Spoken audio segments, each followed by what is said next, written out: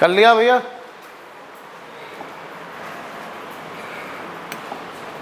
अब अगर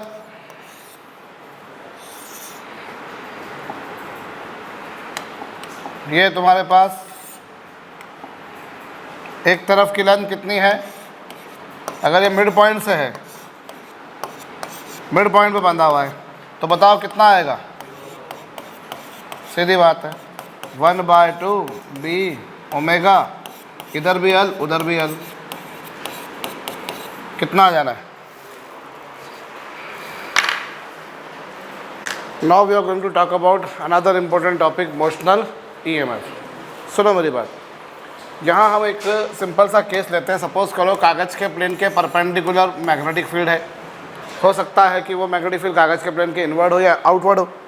सब magnetic field is existing perpendicular to the plane of the paper. Plane of paper के perpendicular है, या तो अंदर की तरफ या फिर क्या, और इसमें एक रॉड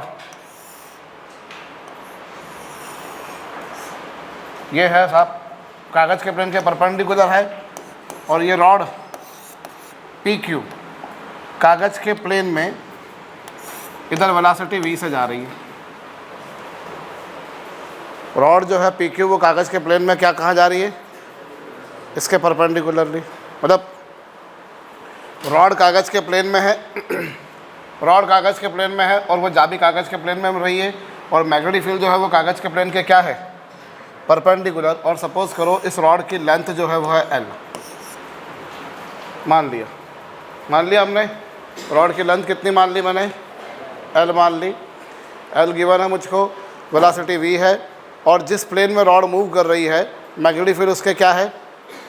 परपेंडिकुलर। मेटालिक रॉड है। अब मेटालिक रॉड है तो जाहिर सी बात है उस पर इलेक्ट्रॉन्स भी होंगे, इलेक्ट्रॉन्स है, फ्री इलेक्ट्रॉन्स भी होंगे। अब अगर रॉड जा रही है ऐसी तो फ्री इलेक्ट्रॉन्स भी ऐसे जाएंगे कि नहीं जाएंगे? Rod is moving this way, so electrons are also moving this way. तो आप क्या करेंगे? आप कुछ ऐसा करेंगे कि इलेक्ट्रॉन जिधर जा रहे हैं आप वेलोसिटी के डायरेक्शन में हाथ रखो, मैग्नेटिक फील्ड हथेली से निकली, अंगूठा कहाँ गया, तो इलेक्ट्रॉन पे फोर्स क्या लगेगा? नीचे लगेगा, क्योंकि electrons are negatively charge particles. भाई वेलोसिटी के डायरेक्शन में हाथ रखा, मैग्नेटिक फील्ड हथेली से निकली, अंगूठा गया ऊपर, तो फोर्स क्या लगेगा? नीचे। तो इलेक्ट्रॉन जो है वो सारे के सारे इलेक्ट्रॉन्स यहाँ एक्यूमुलेट हो जाएंगे। Here all electrons will get accumulated, और यहाँ क्या आएगा? यहाँ कौन सा चार्ज आएगा और यहाँ कौन सा चार्ज आएगा? नेगेटिव चार्ज आएगा। इस तरीके से रॉड के दोनों एंड्स के बीच में अपोजिट चार्जेस डेवलप होना शुरू हो जाएंगे। क्यों? क्योंकि जितने इलेक्ट्रॉन्स नीचे इकट्ठे होंगे उतना ही ऊपर क्या आ जाएगा? पॉजिटिव चार्ज, और नीचे उतना ही क्या आ जाएगा? और इस तरीके से दोनों एंड्स के बीच में क्या आ गया? अपोजिट चार्जेस आ गए कि नहीं आ गए? तो जाहिर सी बात है वहाँ एक इलेक्ट्रिक फील्ड भी डेवलप हो जाएगी इन दोनों के बीच, और जाहिर सी बात है इसके कारण क्या होगा? इलेक्ट्रिक पोटेंशियल भी आ जाएगा कि नहीं? भाई ये रॉड ऐसी जा रही है, देखो रॉड ऐसी जा रही है, मतलब इलेक्ट्रॉन भी ऐसे जा रहे हैं। तो वेलोसिटी के डायरेक्शन में हाथ रखा, मैग्नेटिक फील्ड हथेली से निकली, अंगूठा गया ऊपर, तो फोर्स कहाँ लगेगा? ये इधर गया, तो मैग्नेटिक फील्ड ऐसे ही, तो फोर्स कहाँ लगेगा? नीचे लगेगा। बोलो लगेगा? फोर्स नीचे लग रहा है, तो इलेक्ट्रॉन्स आएंगे नीचे, यहाँ नेगेटिव चार्ज आएगा, ऊपर क्या आ जाएगा? इस तरह से दोनों एंड्स के बीच में पोटेंशियल डिफरेंस डेवलप हो जाएगा। और वो जो पोटेंशियल डिफरेंस डेवलप होगा उसी पोटेंशियल डिफरेंस को हम लोग क्या बोला करते हैं? Motional EMF. वो जो पोटेंशियल डिफरेंस डेवलप हुआ उस पोटेंशियल डिफरेंस को क्या नाम दिया जाता है? Motional EMF. कहिए, ठीक है? तो क्या है मोशनल ईएमएफ? समझ में आया भैया? इस तरह से क्या हुआ, जो पोटेंशियल डिफरेंस यहाँ चार्जेस डेवलप हुए उसके कारण एक इलेक्ट्रिक फील्ड आई। क्या आई? एक इलेक्ट्रिक फील्ड आई। इलेक्ट्रिक फील्ड की डायरेक्शन क्या होती है? पॉजिटिव से नेगेटिव के टूवर्ड्स, मतलब from positive to negative charge. और इस तरीके से क्या होगा? एक पोटेंशियल डिफरेंस डेवलप हो जाएगा। उस पोटेंशियल डिफरेंस को हम बोलते हैं मोशनल ईएमएफ। जाहिर सी बात है वो मोशनल ईएमएफ नाम क्यों दिया? क्योंकि इस रॉड के मोशन के कारण वो डेवलप हुआ है। बोलो, कर लो।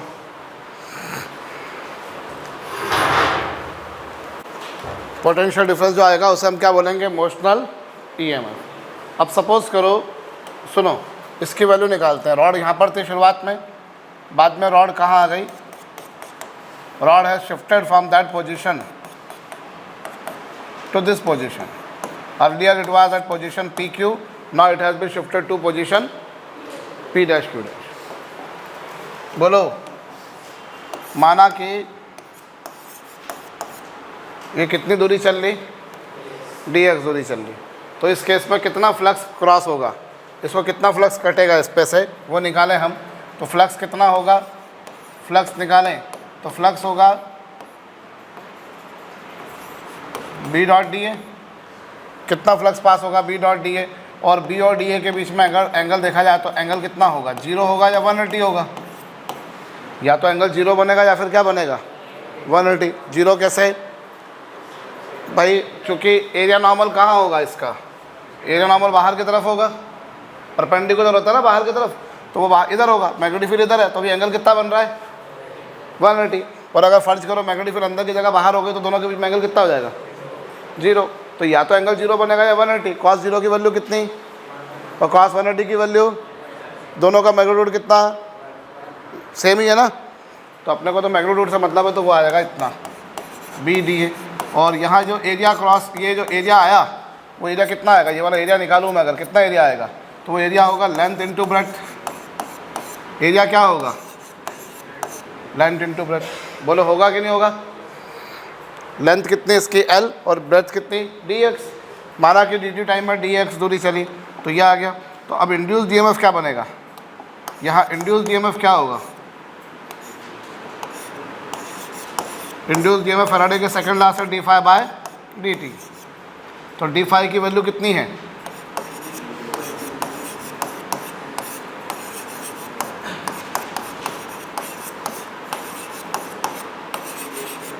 ये आ जाएगा। तो EMF क्या आ जाएगा BL। और rate of change of distance with respect to time क्या होता है, rate of change of distance with respect to time क्या होता है, वेलोसिटी होती है। तो जो EMF आया, मोस्टल EMF जिसे नाम देते हैं, वो कितना आ रहा है BL। मोस्टल EMF कितना आएगा, अंडरस्टूड।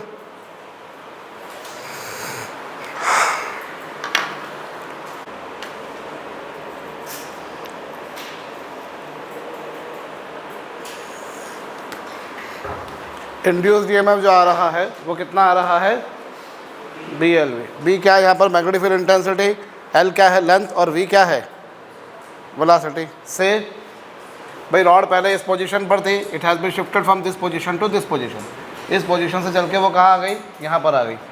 तो कितना फ्लक्स इतने में इसका जो इससे क्रॉस हुआ वो ये आया।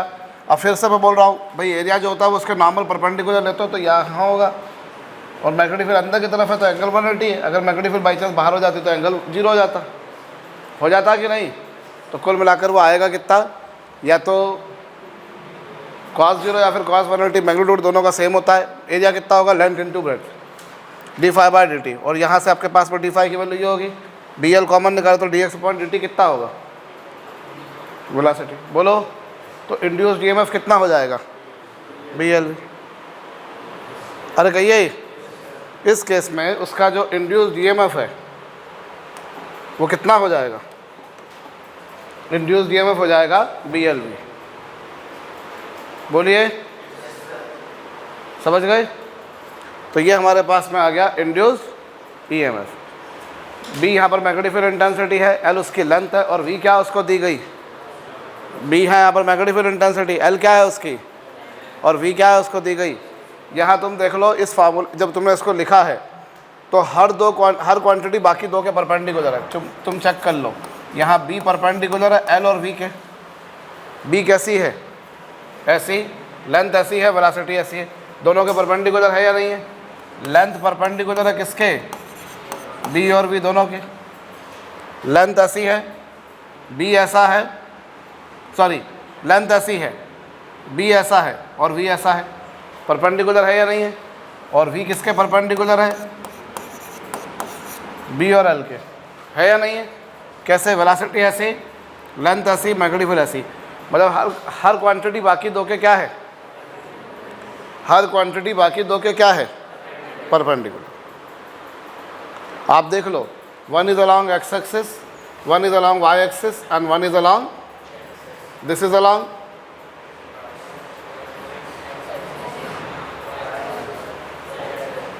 Every quantity is perpendicular to remaining two. बोलो।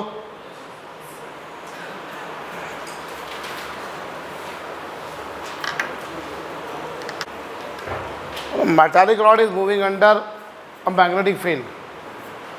लिख लो, मोस्टल ईएमएफ की डेफिनेशन लिख लो। But a metallic rod moves under a magnetic field,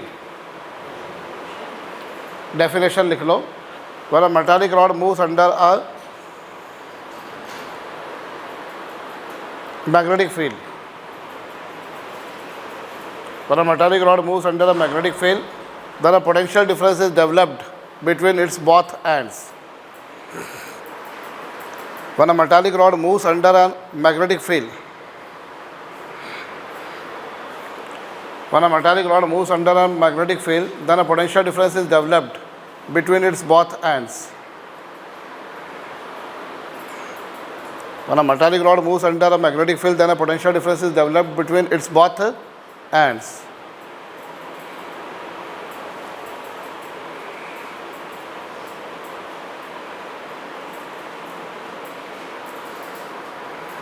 When a metallic rod moves under a magnetic field, then a potential difference is developed between its both ends. That potential difference is known as motional EMF. उस potential difference को हम क्या बोलते होते हैं?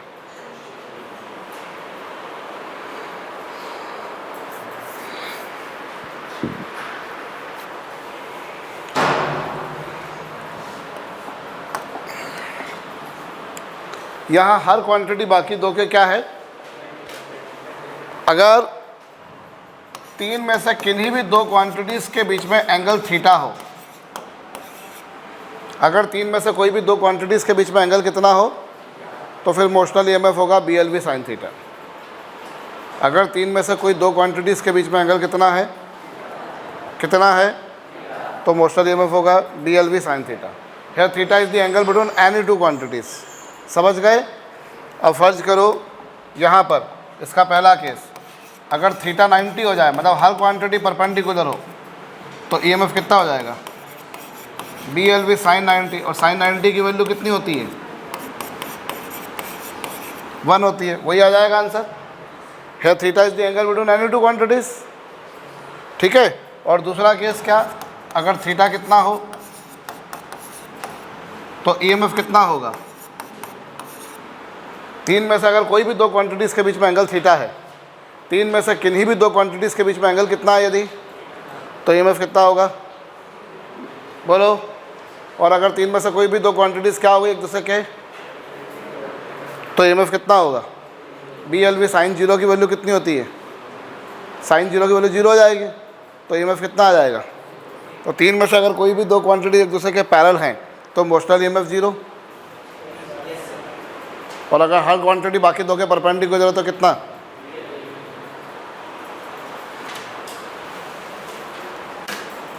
कर लिया?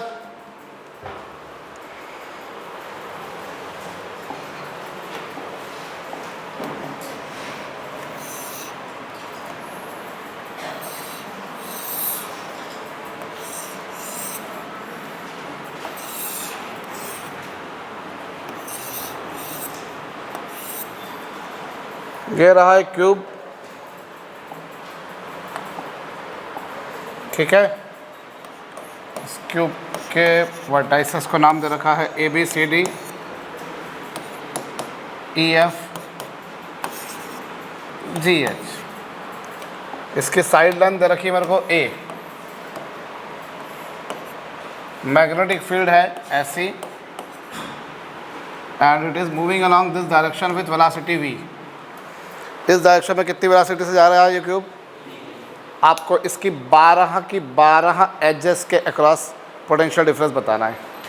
Potential difference बताना है आपको किसके across? Across ends of all 12 edges. हो जाओ शुरू।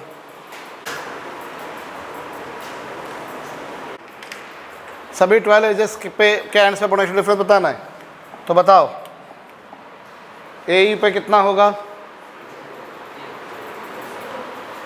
AE पर कितना? अगर मैं इसमें दिमाग लगाऊं तो सबसे पहले मैं बात करता हूं साइड AE DH,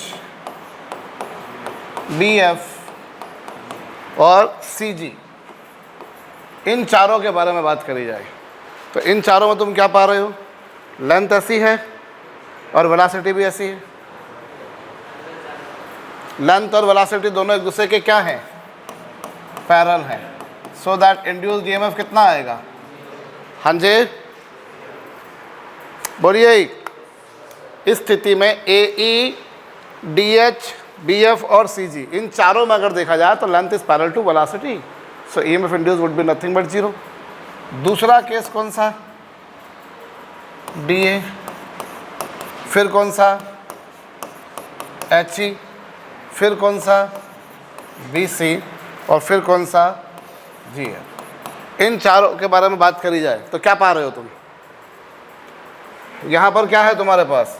ये AD, HEH, ये और ये चारों क्या हो रहे हैं? इन चारों में अगर देखा जाए तो मैग्नेटिक फील्ड लेंथ के पैरेलल है। हाँ जी, मैग्नेटिक फील्ड लेंथ के पैरेलल है कि नहीं है? तो इंड्यूस्ड ईएमएफ कितना आएगा? 0 आ जाएगा। बोलो ठीक। और फिर तीसरा केस कौन सा? यदि मैं बात करता हूँ AB, BC, EF और कौन सा? HG, इन चारों में अगर देखा जाए AB, DC, HG, EF, इन सारों में अगर देखा जाए तो आप देख लो मैग्नेटिक फील्ड परपेंडिकुलर है लेंथ और वेलोसिटी के, है कि नहीं है? मैग्नेटिक फील्ड ऐसी है, लेंथ ऐसी है, वेलोसिटी ऐसी है, और लेंथ परपेंडिकुलर है मैग्नेटिक फील्ड और वेलोसिटी, सब every quantity is perpendicular to, है या नहीं है? हर क्वांटिटी बाकी दो के परपेंडिकुलर। तो इंड्यूस्ड ईएमएफ कितना होता है? BLV। L की वैल्यू कितनी है? और V तो V है। से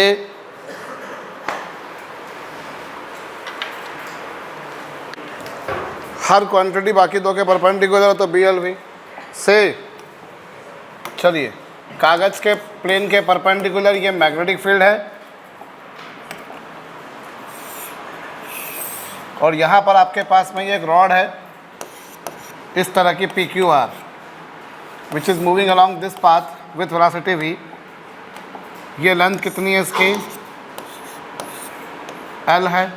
दोनों लेंथ कितनी है इसकी? L है। और इन दोनों के बीच में एंगल कितना? Theta. Determine potential difference between points P and R। P और R के बीच में पोटेंशियल डिफरेंस बताइए। पोटेंशियल डिफरेंस किसके बीच में बताना है? डन। तो potential difference between points P, Q, R बताना है आपको। P और R के बीच में करा?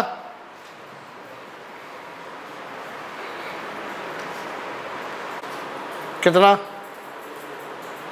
2 BLV साइन थीटा। गलती कर गए हम। बोलो धुरंधर। बढ़िया, शाबाश।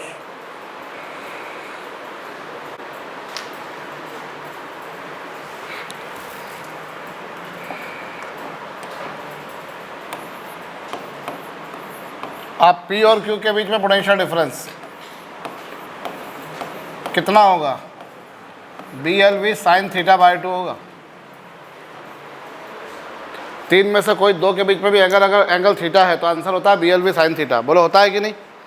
अगर तीन में से कोई दो के बीच में एंगल कितना है? तीन में से कोई दो के बीच में एंगल थीटा है तो ईएमएफ कितना होता है? कितना पोटेंशियल डिफरेंस आता है? BLV sine theta. तो यहाँ क्या हो जाएगा? BLV और लेंथ और वेलोसिटी के बीच में एंगल कितना बन रहा है? ये कितना एंगल है? ये थीटा बाय 2 होगा ना। इन दोनों रॉड्स के बीच में एंगल थीटा था, तो लेंथ और वेलोसिटी के बीच में एंगल कितना? जितना पोटेंशियल डिफरेंस P और Q के बीच आया उतना ही किसके बीच आएगा? Q और R के बीच। जितना पोटेंशियल डिफरेंस P और Q के बीच आया उतना ही किसके बीच आएगा? Q और R के बीच। वही पिक्चर, जो कहानी वहाँ बनी थी वही कहानी यहाँ भी बनेगी। बोलो बनेगी कि नहीं? तो net potential difference between P and R क्या होगा? इसका वाला पोटेंशियल डिफरेंस प्लस इसका वाला पोटेंशियल डिफरेंस, दोनों को ऐड कर दो तो इट वुड बी कितना? समझ गए? कितना होगा वो भाई? जितना इधर होगा उतना इधर होगा। तो जैसे यहाँ के इलेक्ट्रॉन खसक के यहाँ आएंगे, यहाँ के इलेक्ट्रॉन खसक के यहाँ आएंगे, तो जो टोटल पोटेंशियल डिफरेंस आ जाएगा वो उन दोनों का डबल आ जाएगा। कितना आ जाएगा वो? ट्वाइस आ जाएगा। बोलो, जितना यहाँ उतना यहाँ। तो क्या करोगे आप? इन दोनों को ऐड कर दोगे। बोलो,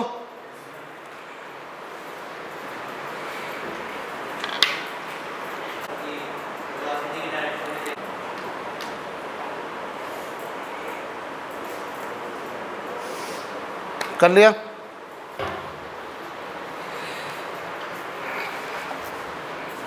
यहाँ सुनना मेरी बात। जैसे ये ना तुम्हारे पास एक ऐसा एक वायर का फ्रेम है, ऐसा कुछ, ये लो। सपोज करो इस रीजन में मैग्नेटिक फील्ड एग्जिस्ट कर रही है, अंदर या बाहर कुछ भी, ठीक है। अभी एक रॉड ऐसी जा रही है, इन दोनों के बीच की डिस्टेंस कितनी तरह की तुमको सपोज करो कितनी एल है, ठीक है। यहाँ एक रॉड ऐसी है, एक रॉड ऐसे रखी हुई है which is moving along this way with velocity v। बोलो, एक रॉड तुम्हारे पास में ऐसी है,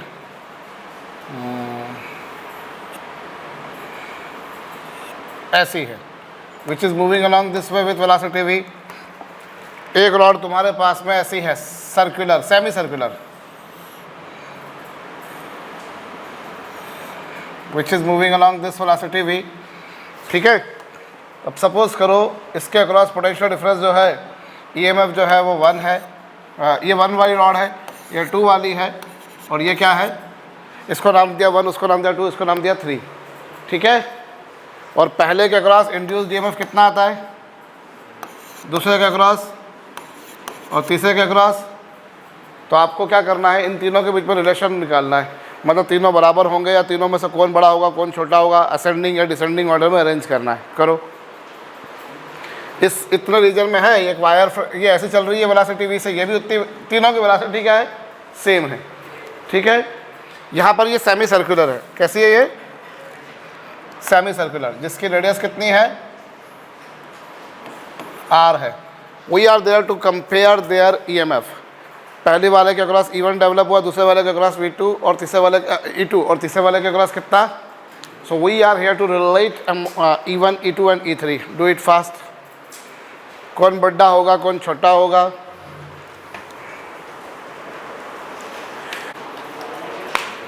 हाँ जी, क्या आया ऑर्डर? कौन बड़ा है कौन छोटा है? बोलो भाई के जी। E3 सबसे बड़ा है, क्यों?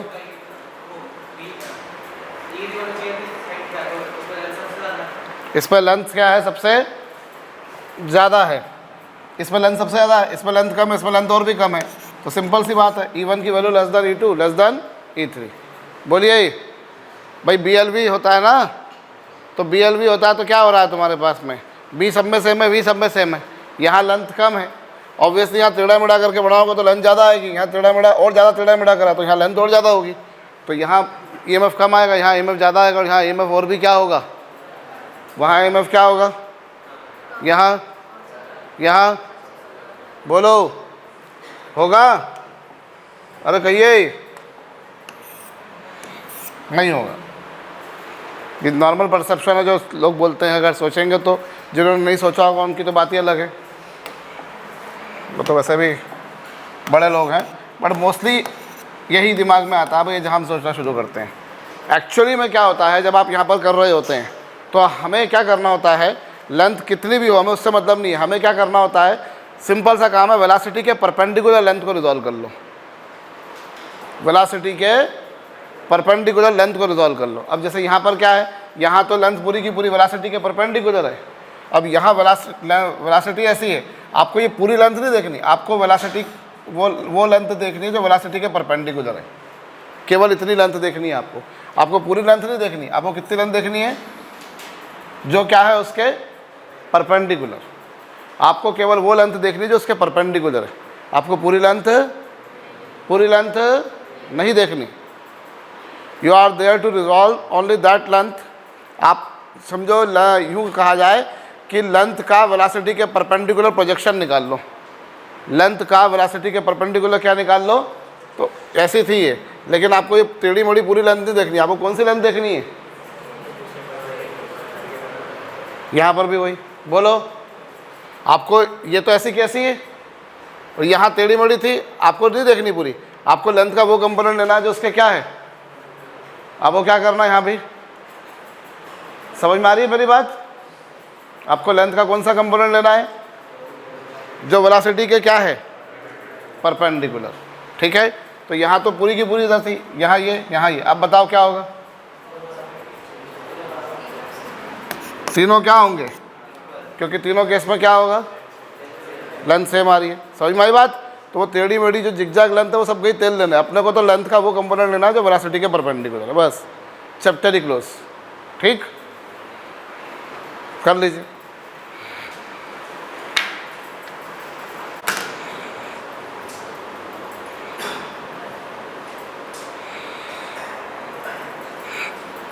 हाँ जी, हो गया। अब इस प्रॉब्लम को उसी फंडा से करके देखें हम, जरा उसी फंडे से करके देखिए कि मैंने बोला आपको लेंथ का वो कंपोनेंट लेना है जो वेलोसिटी के क्या है। हमें लेंथ का कौन सा कंपोनेंट लेना है जो वेलोसिटी के क्या है। So try to do this, करने की कोशिश कीजिए। क्या आपको लेंथ का कौन सा कंपोनेंट लेना है जो इसके परपेंडिकुलर है। आपको पूरी लेंथ नहीं देखनी, आपको कौन सी लेंथ का कौन सा कंपोनेंट देखना है जो उसके परपेंडिकुलर है। तो परपेंडिकुलर कितना होगा, अगर मैं देखूं इसको तो यहाँ पर ये कितना आएगा, जैसे इसको ओ नाम दे दिया तो तुमको दिखाई दे रहा है perpendicular upon hypotenuse is equals to क्या होता है, साइन थीटा होता है। बोलो होता है कि नहीं होता है यार? Perpendicular upon hypotenuse sine theta होता है कि नहीं होता है? इस राइट एंगल ट्रायंगल को देखो, पी ओ क्यू को देखो अगर तुम, तो परपेंडिकुलर अपॉन हाइपोटेनस ये होगा। तो इस बेसिस पर तुम्हारे पास में ओ पी की वैल्यू कितनी आ गई, पी क्यू।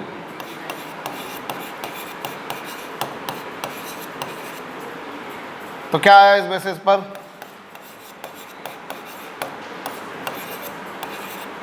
अब जो OP की वैल्यू आई है वही किसकी वैल्यू आएगी, जो OP की वैल्यू है वही किसकी वैल्यू है, OR की। दोनों की वैल्यू सेम है, तो सुना ही नहीं दिया मुझको। OP और OR दोनों की वैल्यू सेम है, तो क्या करोगे अब, कुल मिलाकर PQ की वैल्यू कितनी हो गई, L sin theta by 2 plus L sin theta by 2। कितना आ गया वो, 12 sin थीटा बाई 2। तो इंड्यूस EMF क्या हो जाएगा, B, और लेंथ का आपको वो कंपोनेंट लेना है जो वेलोसिटी के परपेंडिकुलर है। आंसर चेक कर लो, सेम आ रहा है, बिल्कुल आ रहा है कि नहीं आ रहा है।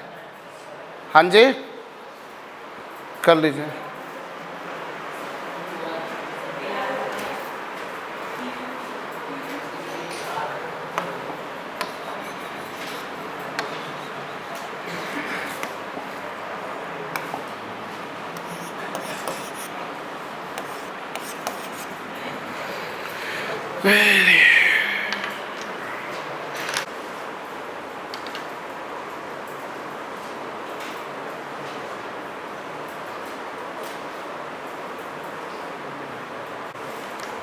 हमें यहाँ पर लेंथ का वो कंपोनेंट लेना है जो वेलोसिटी के परपेंडिकुलर हो।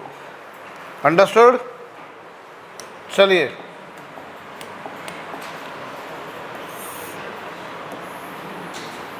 इतने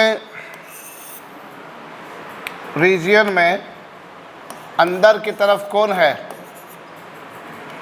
magnetic field.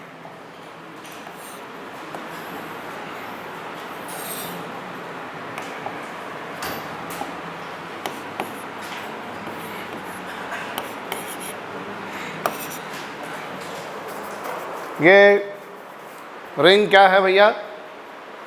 PQRS moving along this way with velocity v। ठीक है, समझ गए? ये इधर जा रही है और ये जो लेंथ है वो है L, कितनी है?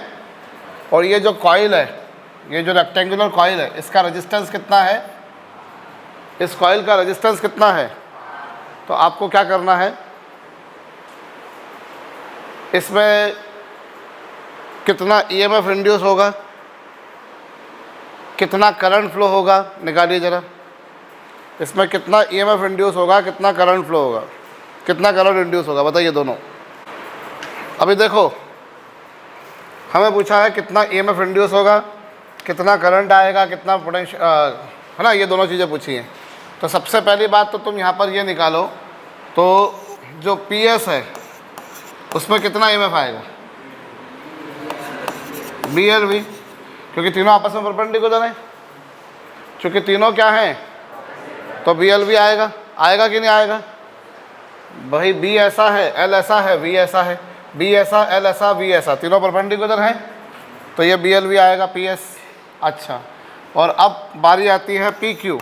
PQ पे कितना आएगा? 0। ऐसा ही SR पर भी 0 ही आएगा। क्यों? लेंथ और वेलोसिटी दोनों पैरेलल हैं, लेंथ और वेलोसिटी दोनों क्या हैं? तो 0 0 आएगा भाई। इस पे भी 0, इस पे भी 0, इस पे BLV कहो। और जो QR है उस पर भी 0। क्यों? It is outside of the magnetic field, वो मैग्नेटिक फील्ड के बाहर है कि नहीं? तो जो नेट EMF आएगा वो कितना आएगा? नेट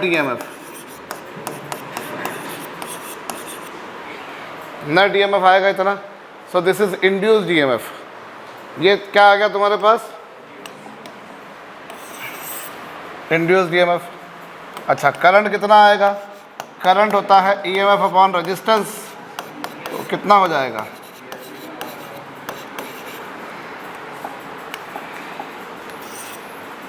ये आ गया तुम्हारे पास करंट। करंट कितना आ गया? BLV अपॉन R, तो वो आ गया EMF और ये आ गया करंट। बोलो अब net rate of heat dissipation बताइए कितना होगा? निकालिए net heat dissipation rate. Heat dissipation rate बताइए।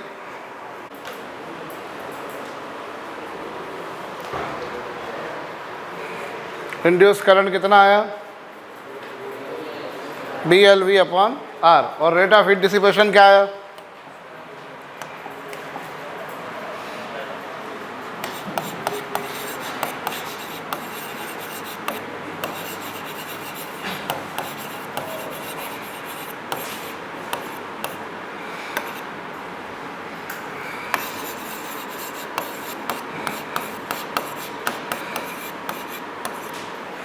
Net rate of heat dissipation क्या होगा? Voltage into current.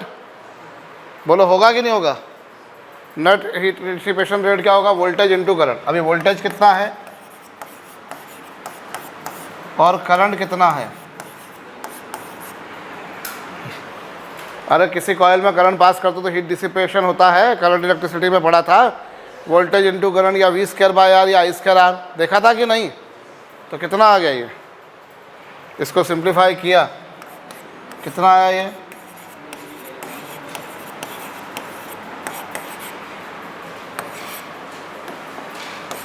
Net rate of heat dissipation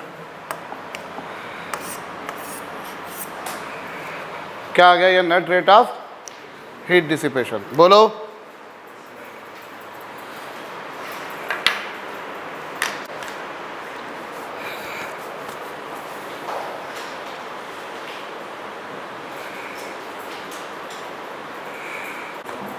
ये क्या आया भैया? Net rate of heat dissipation. Done कर लिया? सुनाई नहीं दिया मुझको? अभी एक काम कीजिए, से बाहर जब पुल कर रहे हो मैग्नेटिक फील्ड के, तो कितना फोर्स लगाओगे बताओ? फोर्स बताइए कितना, how much force would be required to move it with constant velocity. Constant velocity से बाहर निकाला जा रहा है, how much force would be required?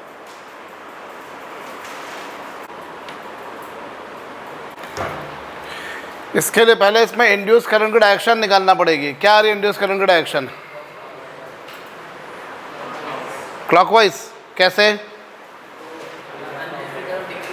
Area कम हो रहा है, फ्लक्स कम हो रहा है, फ्लक्स को बढ़ाए कैसे? मैग्नेटिक फील्ड अंदर, हम भी अंदर ही ले आए भाई। फ्लक्स को बढ़ाना पड़ेगा ना, तो मैग्नेटिक फील्ड अंदर, तो हमें भी कहाँ ले जाना पड़ेगा उसको? अंदर ही। अब अंदर ले गया तो ऐसा कुछ होगा, करंट ऐसा फ्लो होगा। और एक बात तुम जानते हो, जब भी कभी किसी करंट कैरिंग कंडक्टर को मैग्नेटिक फील्ड में ले जाते हो, एक्सटर्नल मैग्नेटिक फील्ड में, तो मैग्नेटिक फील्ड क्या करती है? उस पर फोर्स लगाती है। जब भी कभी किसी करंट कैरिंग कंडक्टर को मैग्नेटिक फील्ड में ले जाते हैं, तो मैग्नेटिक फील्ड उस पर क्या लगाती है? तो कितना फोर्स लगेगा? चलो पी एस पर फोर्स निकालो तो कितना होगा? फोर्स का फार्मूला क्या है? I L B sine theta. I इसमें से बहने वाला करंट, एल इसकी length, magnetic field I L B sine theta. Theta कितना? फोर्स का फार्मूला क्या है? I L B sine theta है ना, अभी एमईसी में देखा ना 2 दिन पहले हमने। तो थीटा कितना है? 90 डिग्री है। 90 डिग्री कैसे 90? भाई करंट फ्लो हो रहा है ऐसा, लेंथ ऐसी है और मैग्नेटिक फील्ड ऐसी है, एंगल 90 बन रहा है कि नहीं बन रहा है? तो फोर्स कितना लगेगा? आई एल बी लगेगा। ये किस पे फोर्स लगा? पी एस पर।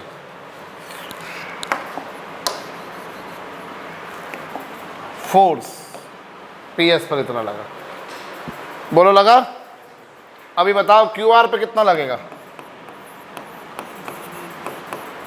क्यू आर पे कितना?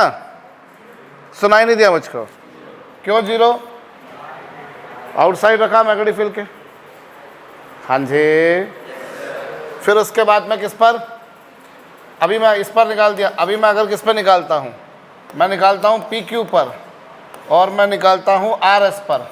तो फोर्स तो दोनों पे लगेगा। इस पे फोर्स की डायरेक्शन कैसी होगी? करंट की डायरेक्शन में हाथ रखा, मैग्नेटिक फील्ड से निकले, अंगूठा गया ऊपर, तो इस पर फोर्स लगा इधर। ये कौन सा फोर्स है? पी क्यू पर। और ये कैसा फोर्स है? एस आर पर। फोर्स तो दोनों पर लग रहा है। फोर्स तो पी क्यू पर भी लग रहा है और एस आर पर भी लग रहा है, दोनों पर लग रहा है, दोनों पर फोर्स लग रहा है। लेकिन मसले की बात क्या है? जितना पी क्यू पर लग रहा है उतना ही किस पर? एस आर पर। लग तो दोनों पर रहा है, लेकिन दोनों का वेक्टर सम कितना आएगा? क्यों 0 आएगा? कैंसिल हो जाएंगे। So how much force is acting that side? It is acting this side. बोलो पी एस पे कितना लगा sir? I L B. I L B sine theta. Theta 90 है।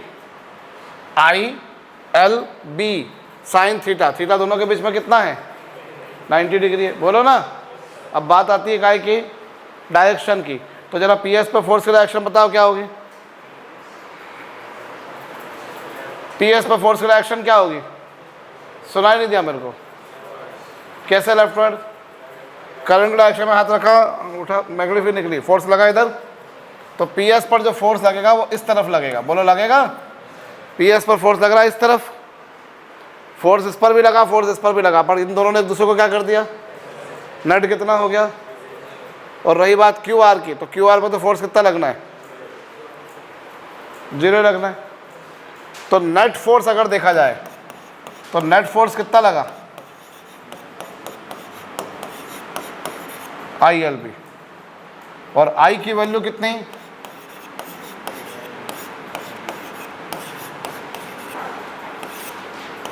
आई की वैल्यू ये है ना, कितना आ गया फोर्स?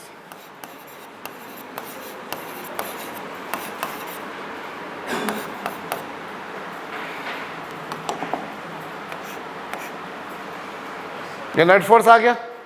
कितना आ गया? ये B square L square V by R. ये किस पर फोर्स लगा? नेट फोर्स किस पर आ गया ये? और इसकी डायरेक्शन क्या आएगी? लेफ्टवर्ड आई। और ये फोर्स जो निकाला ये किसने लगाया है? ये मैग्नेटिक फील्ड ने फोर्स लगाया है। ये फोर्स किसने लगाया है? मैग्नेटिक फील्ड ने उस कॉइल पर इतना फोर्स लगाया, बोल लगाया है। और वो किस तरफ लगाया है? लेफ्टवर्ड। तुम्हें मैग्नेटिक फील्ड का कारण फोर्स निकालना है। तुमसे मैंने क्या पूछा है? मैग्नेटिक फील्ड के कारण कितना फोर्स लग रहा है वो? तुमसे मैंने क्या पूछा है? उसे कितनी वेलोसिटी से बाहर खींचूं कि उसे कांस्टेंट वेलोसिटी से बाहर खींचूं तो कितना फोर्स लगाना पड़ेगा? ये पूछा ना मेरे से।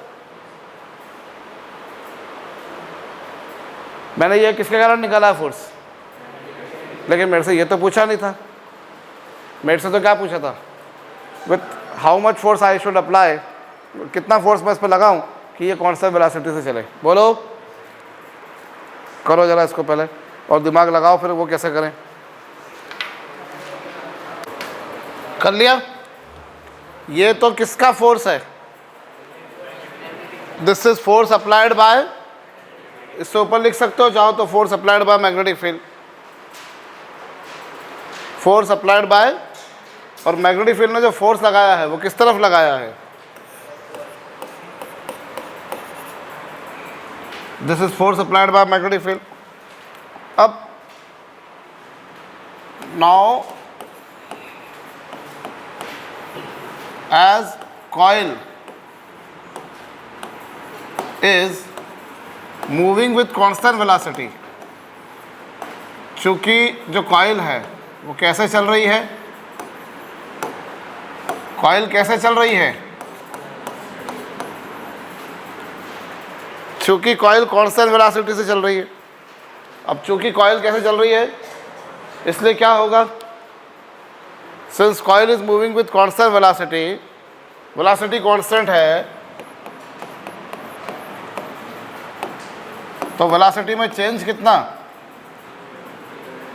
वेलोसिटी कांस्टेंट तो वेलोसिटी में चेंज जीरो, तो चेंज जीरो तो नेचुरल सी बात है, अगर वेलोसिटी कांस्टेंट है तो वेलोसिटी में चेंज जीरो, तो वेलोसिटी में चेंज जीरो तो मतलब वेलोसिटी में चेंज का रेट भी जीरो।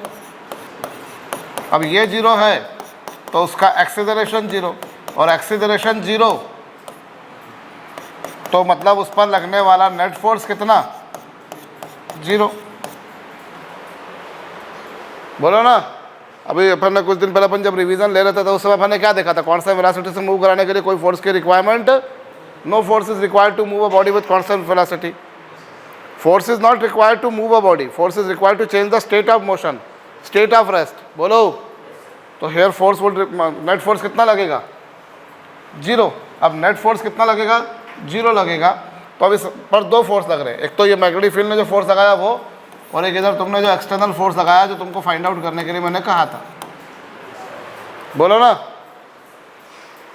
नेट फोर्स जीरो है, मैग्नेटिक फील्ड ने लगाया उधर, तुमको लगाना इधर, तो क्या होगा, नेट फोर्स जीरो है तो इसलिए क्या होगा, इस स्थिति में नेट फोर्स जीरो तब कैसे होगा, जितना एक्सटर्नल लगाया उतना ही कौन ने लगाया, मैग्नेटिक फील्ड ने।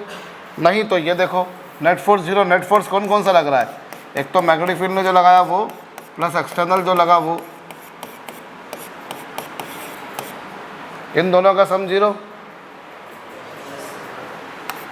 हाँ जी, तो एक्सटर्नल फोर्स कितना लगेगा, एक्सटर्नल फोर्स उतना ही लगेगा जितना मैग्नेटिक फील्ड ने लगाया, बस अंतर सिर्फ इतना है कि मैग्नेटिक फील्ड का फोर्स कहाँ लगेगा, उसके अपोजिट लगेगा। बोलो, तो एक्सटर्नल फोर्स लगेगा माइनस एफ बी लगेगा।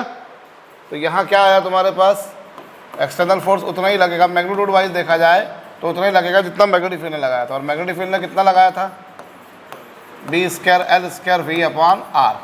बस इतनी सी बात है कि तुम फोर्स लगा रहे हो बाहर की तरफ और मैग्नेटिक फील्ड उसको कहाँ ले जा रही है। कल वैसे ही बताया था लैंज ने मेरे को कि तुम जो करोगे उसका अपोज करेगी। तुम उसे बाहर खींच रहे हो तो मैग्नेटिक फील्ड उसको कहाँ खींच रही है, तुम उसे अंदर धक्का देना शुरू कर दो, मैग्नेटिक फील्ड उसको बाहर भेजना शुरू कर देगी। जो करोगे उसमें आफत देगी वो। तुम बाहर खींचते हो तो मैग्नेटिक फील्ड बोलती चल अंदर आ भैया, कहाँ जा रहा है, अंदर धकेलोगे तो चल बाहर जा, यहाँ कहाँ आ रहा है। समझ में आई बात? अरे बोलो, तो कितना फोर्स लगाएगी वो, to move it with constant velocity. हाँ, वेलोसिटी में चेंज लाना है तो फिर तुमको फिर देखने पड़ेगा कि अगर वेलोसिटी में चेंज लाना है तो फिर नेट फोर्स नॉन जीरो होगा, पर यहाँ वेलोसिटी कैसी ले जा रहे हैं तो फिर नेट फोर्स जीरो होगा। तो जितना फोर्स तुम बाहर, जितना फोर्स मैग्नेटिक फील्ड उसको अंदर की तरफ लगा के खींच रही है, उतना ही फोर्स तुम्हें कहाँ लगाना पड़ेगा, बाहर। बोलो, कर लो भैया। है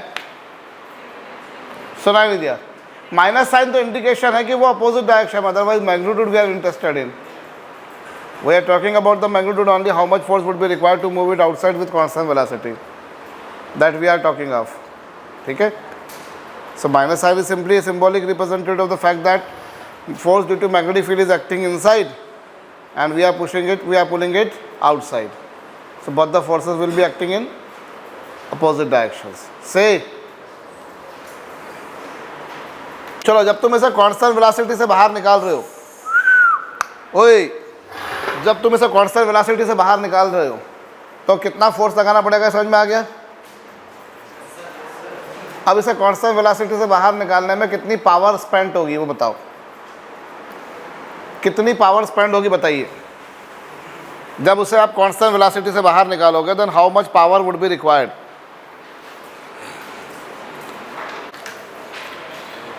ये कौन सा फोर्स था? एक्सटर्नल सोर्स में कितना, बोलो। अब मैं निकालना चाहता हूँ पावर स्पेंड यानी कि rate of work done, rate of work done by external agent.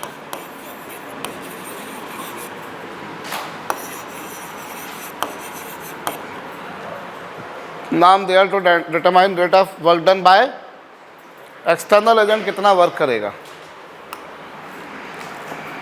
External agent कितना वर्क करेगा उसका वर्क डन निकालना है, मतलब उसकी पावर निकालनी है।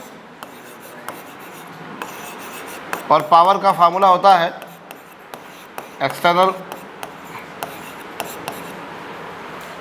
एजेंट किस रेट से वर्क करेगा, वो पावर क्या होती है? फोर्स इंटू वेलोसिटी होती है। फोर्स इंटू, तो यहाँ क्या होगा, और इनके बीच में एंगल कितना बनेगा? 0 बनेगा। बोलो ना, क्यों? क्योंकि एक्सटर्नल एजेंट फोर्स भी बाहर की तरफ लगा रहा है और वेलोसिटी भी बाहर की तरफ है। एंगल दोनों के बीच में कितना है?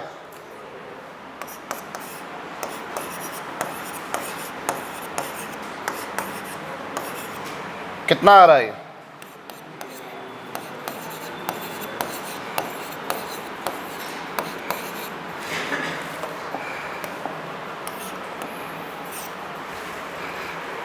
बोलिए। तो ये rate of work done by external agent आ गया। अरे आया? ये क्या आ गया? Rate of work done by external agent. ठीक है, मतलब power spend by external agent. और रेट ऑफ वर्क डन को ही हम बोलते होते हैं मैकेनिकल पावर, बोलते होते हैं।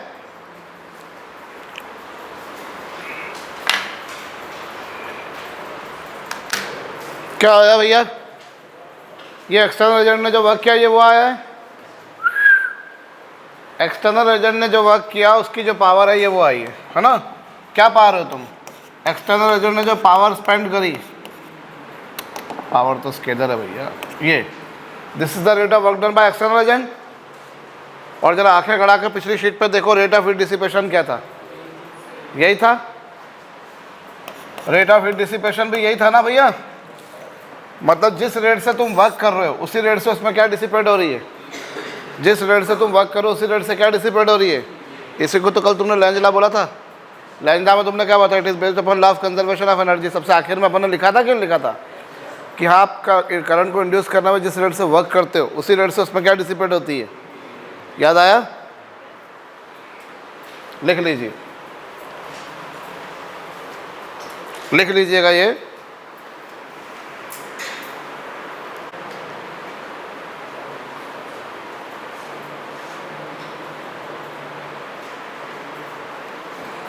रेट ऑफ वर्क डन ही क्या होगा? Rate of heat dissipation.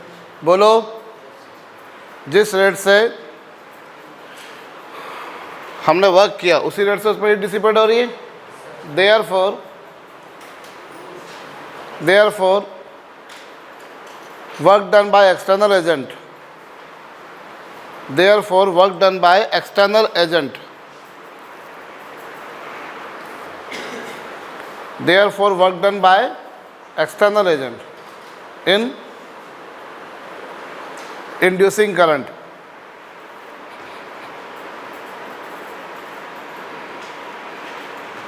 therefore rate of work done by external agent in inducing current is equal to amount of heat dissipated, is equals to amount of heat dissipated in coil. Rate of work done by external agent in inducing current, rate of work done by external agent in inducing current, rate of work done by external agent in inducing current is equals to amount of heat dissipation. लिख लिया है? Work done by external agent in inducing current is equal to amount of heat dissipation है. इसीलिए हम बोलते हैं Lenz law किस पर बेस्ड है? Thus Lenz law is based upon law of conservation of energy. Thus Lenz law is based upon law of conservation of energy.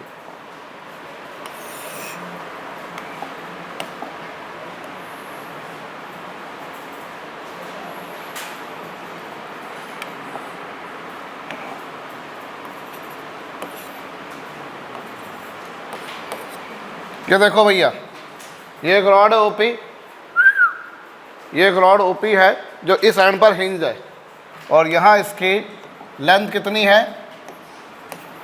L है and it is rotating with angular speed omega. ये omega angular speed से क्या हो रही है?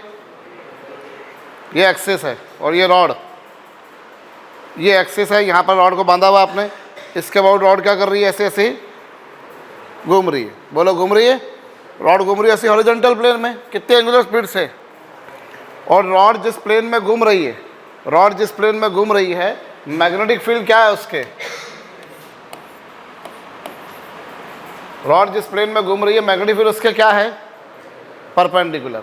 Magnetic field उसके perpendicular है तो इसके दोनों एंड्स O और P के बीच कितना EMF इंड्यूस होगा? वो होगा 1/2 BL B omega L square. कुछ समझ में आया क्या करा मैंने? रॉड जो है वो कैसी घूम रही है? ऐसी हॉरिजॉन्टल प्लेन में. रॉड कैसी घूम रही है? ऐसी हॉरिजॉन्टल प्लेन में. और मैग्नेटिक फील्ड क्या है इसके? परपेंडिकुलर है. तो कितना EMF इंड्यूस होगा? ठीक कर लीजिए.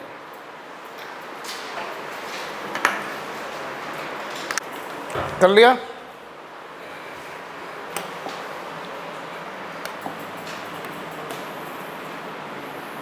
अब अगर इसको जैसे ये है,